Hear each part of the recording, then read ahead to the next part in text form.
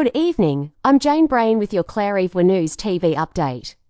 A massive winter storm, Storm Blair, is wreaking havoc across North America, impacting over 60 million people. Spanning from the central US to the East Coast, the storm has brought snow, ice, and freezing temperatures, with conditions also affecting much of Canada. Blizzard warnings are in effect across 30 US states, including Kansas, Missouri, and Nebraska, where Kansas City is seeing its heaviest snow in over 3 decades. Over a foot has already fallen.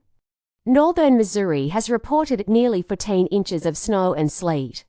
States of emergency have been declared in Kansas, Missouri, Kentucky, and others, as road closures, school shutdowns, and flight cancellations disrupt daily life. More than 1,700 flights were cancelled Sunday, with thousands more delayed.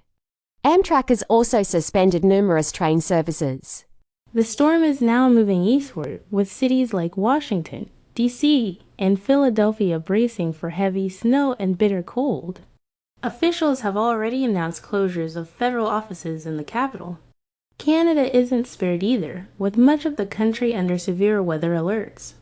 Manitoba faces wind chills as low as -40 degrees Celsius, while Ontario expects up to 15 inches of snow.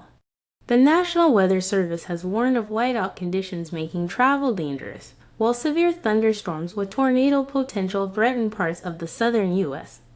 Forecasters say this could be the coldest January in the U.S. since 2011, with below-average temperatures lingering for a week. Stay safe and keep it here on Clare Eve News TV for the latest updates.